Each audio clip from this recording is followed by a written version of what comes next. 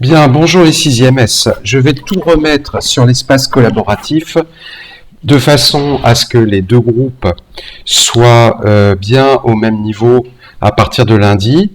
Par conséquent, je vous demande vraiment de rattraper tout ce que vous n'avez pas fait, tout ce que vous n'avez pas écrit, les cartes pas complétées, pas collées, etc. Je vais aussi parler un peu plus en détail de la romanisation, c'est le petit 3 ici.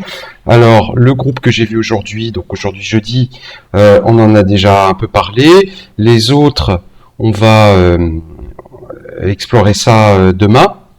Donc, allons-y. Donc, là, tout ça, normalement, vous l'avez noté. Ici, on rajoute que de moins 509 à 476, ce qui fait à peu près 1000 ans, 500 ans la République, 500 ans l'Empire, tout ça ensemble, on peut parler de la civilisation romaine, c'est-à-dire de l'espace où vivent les Romains qui partagent un même mode de vie, des mêmes croyances, une même culture, etc.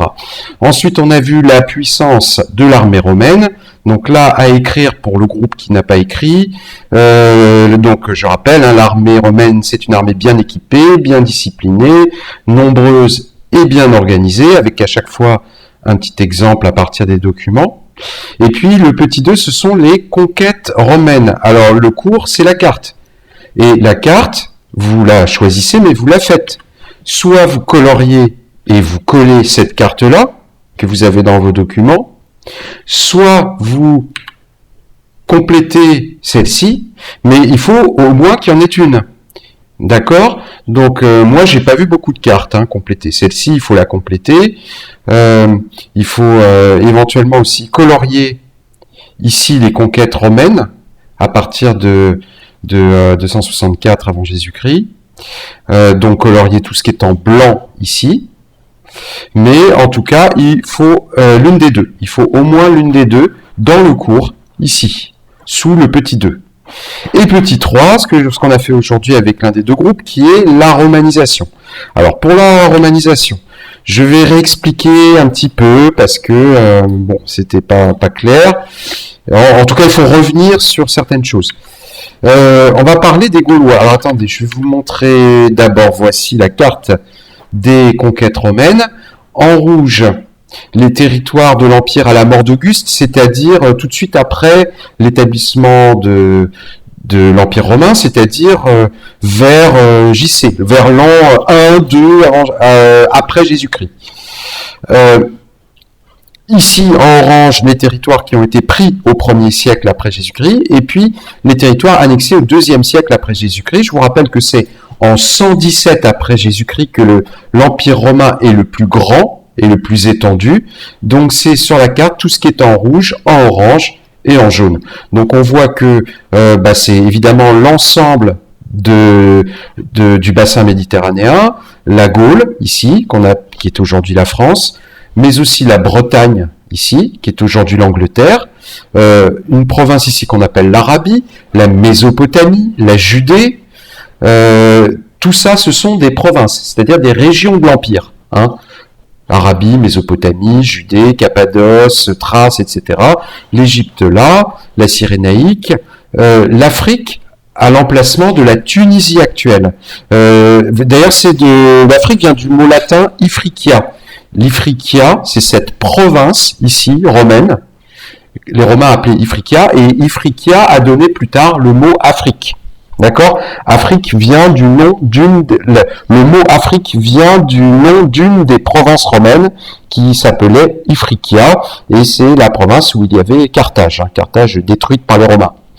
La Mauritanie, la Bétique, etc. Donc voici l'Empire romain au moment où il est le plus étendu. Les frontières ici, vous voyez, sur le Rhin et sur le Danube. Je vous avais dit, les frontières, les fleuves servent de frontières naturelles. Avec les fleuves, on peut bien les garder, bien les protéger, et s'il y a une armée ennemie qui essaye de traverser le fleuve, ça va se voir, l'armée va mettre beaucoup plus de temps à traverser parce que c'est des fleuves très larges. Donc ces fleuves servent de frontières, on appelle ça le limes. Les Romains l'appellent le limes. Ok, donc là, ce qui nous intéresse, c'est ce qu'on appelle la Gaule. La Gaule, elle est en plusieurs parties. Il y a la Narbonnaise, qui est une province romaine depuis longtemps, Et la Gaule, l'ensemble de la Gaule, c'est-à-dire la Gaule, la Lyonnaise, l'Aquitaine et la Belgique, vous voyez, ce sont les 4 provinces qui composent les Gaules. Vous avez les Gaules, et dans les Gaules, vous avez donc 5 grandes provinces, l'Aquitaine, la Narbonnaise, la Lyonnaise, la Gaule et la Belgique. Eh bien, c'est le territoire où vivent les Gaulois. Alors, qui sont les Gaulois? Un peuple qui nous a laissé assez peu de traces. Pourquoi? Tout simplement parce qu'ils n'avaient pas d'écriture. Les Gaulois n'écrivaient pas, donc ils n'ont pas laissé de tablettes, etc. Donc ils n'ont pas laissé de traces écrites. Et c'est donc surtout les archéologues qui s'intéressent aux Gaulois et qui recherchent des traces de leur civilisation. Les Gaulois, c'est un peuple qui vit de façon plutôt pacifique, qui vit en tribus. Il y a vraiment beaucoup de tribus gauloises, toutes assez différentes, qui occupent ces territoires. C'est un peuple à qui on doit plusieurs inventions, le tonneau, le savon, voilà ce qu'ils ont inventé, mais aussi le pantalon qu'on appelle les braies. Les Romains ne portent pas de pantalon, hein. Ils portent des toges mais le pantalon, c'était les Gaulois qui portaient ça. Vous voyez, c'est un pantalon large et serré aux chevilles. Et ces Gaulois, qu'on voit ici aussi, vous voyez comment ils vivaient à peu près, on reconstitue par des dessins, parce qu'on a très peu de traces d'eux en réalité. En 51 avant Jésus-Christ, sont conquis par Jules César. On voit ici un tableau célèbre du 19e siècle, qui représente la reddition de Vercingétorix, le chef qui a réussi à unir un certain nombre de tribus gauloises contre les Romains de César, et qui est battu à la bataille d'Alésia. Étant battu, sur ce tableau, il est représenté sur son cheval. Il dépose ici ses armes aux pieds de César pour montrer qu'il reconnaît qu'il est vaincu. Et on voit ici César avec sa couronne de laurier qui le regarde fièrement. Il est vainqueur. Ici, un esclave, un prisonnier de guerre plutôt gaulois qui est capturé. Vercingétorix, le chef à ce moment-là, pendant la guerre, le chef des Gaulois pendant la guerre, va donc être ramené à Rome par César. César défile dans Rome avec Vercingétorix enchaîné, et puis le pauvre Vercingétorix, entre guillemets, va mourir dans une prison romaine à Rome.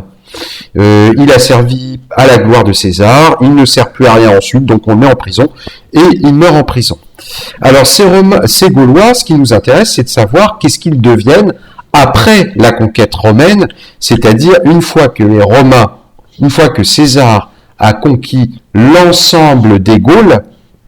La Narbonnaise était déjà romaine, mais l'Aquitaine, la Lyonnaise, la Gaule et la Belgique, avec César, deviennent romaines. Qu'est-ce qu'ils deviennent les Gaulois? Qu'est-ce qu'ils deviennent? Et on va comprendre ainsi ce que c'est que la romanisation et comment l'Empire romain réussit, c'est notre question de départ, à intégrer tous ces peuples, tous très différents, parce que vous pensez bien qu'entre un Gaulois, un Égyptien, un Juif de Judée, un Arabe, un Thrace ou un Grec, ces gens-là n'ont rien à voir. Pourtant, ils font partie du même empire, de la même civilisation. Comment ça se passe? Alors, la romanisation, c'est un phénomène qui consiste à transformer des gens très différents en romains. Exemple, je vous ai mis ici le dessin d'un guerrier gaulois. Comment ce guerrier gaulois va devenir lui? Comment on passe de cet état-là à cet état-là? Autrement dit, comment les Gaulois deviennent-ils non plus des Gaulois, mais des Gallo-Romains, c'est-à-dire à la fois Gaulois et Romains?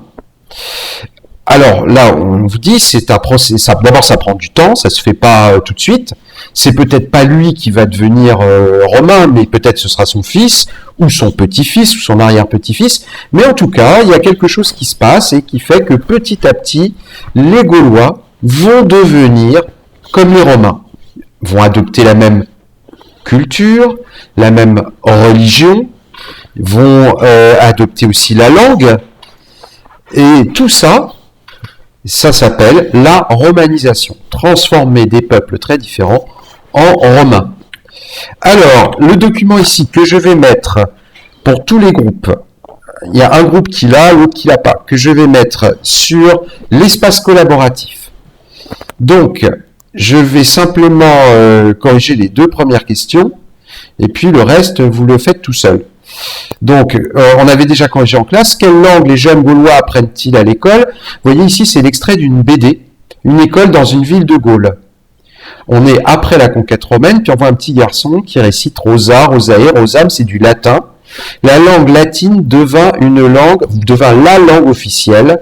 Elle fut enseignée dans des écoles comme celle d'Autun, qui comptait parmi les plus réputées.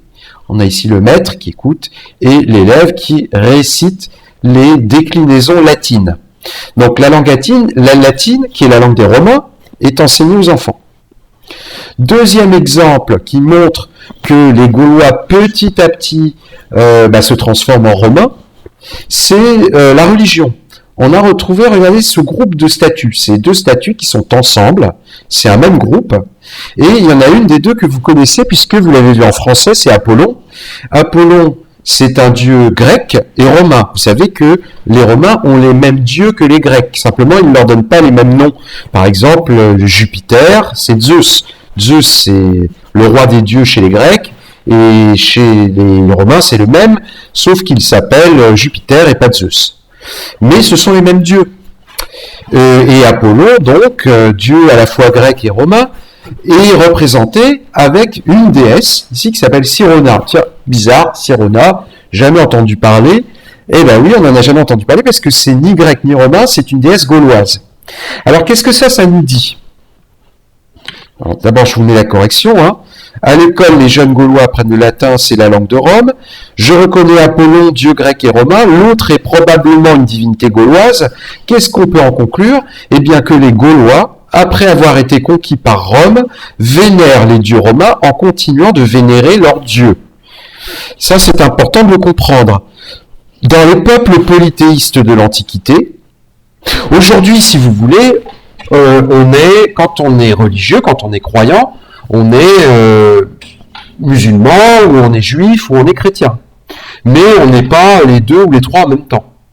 Même si ce sont des religions qui se ressemblent beaucoup, qui sont des religions sœurs ou cousines. On n'a jamais vu quelqu'un qui disait « moi je suis à la fois musulman et chrétien ». Je vénère Allah et Dieu, enfin bon, ça n'existe pas. Alors que chez les polythéistes, ça fonctionne pas du tout comme ça, c'est pas pareil. Chez les peuples polythéistes, eh bien, on peut tout à fait adopter d'autres dieux. On peut tout à fait être gaulois, vénérer des dieux comme Sirona, comme Toutatis aussi, qui était un autre dieu gaulois, et puis rajouter à ça Apollon, ou Zeus, ou Jupiter plutôt. On peut tout à fait rajouter des dieux, ça ne pose aucun problème. Les Égyptiens peuvent garder leurs dieux, ensuite adopter les dieux romains une fois qu'ils sont conquis, et tout ça ne pose aucun problème. On pouvait très bien avoir chez soi des statuettes d'Aphrodite, de Zeus, mais aussi de Sirona et de Toutatis. On peut multiplier comme ça les divinités, il n'y a aucun problème. Le seul problème, rappelez-vous de ça, c'est avec les Hébreux. Parce que eux, les Hébreux, ils sont monothéistes. Hébreux et donc, après les Juifs, ils sont monothéistes. Et puis les Romains vont se mettre à les détester, à se méfier d'eux, parce que les Hébreux, les Juifs, ce sont les seuls qui disent « Ah non, nous on peut pas adopter vos dieux, c'est pas possible. Et on peut pas vénérer vos dieux. » Et donc, comme on peut pas vénérer vos dieux, on peut pas vénérer l'empereur non plus, parce que à partir du moment où il y a l'Empire romain, les Romains ont demandé à ce que l'empereur romain, soit vénéré comme un dieu.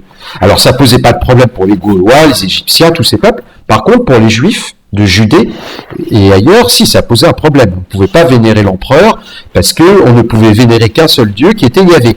Et donc, refusant de vénérer l'empereur, les Romains ont commencé à se méfier d'eux et à les voir d'un mauvais œil.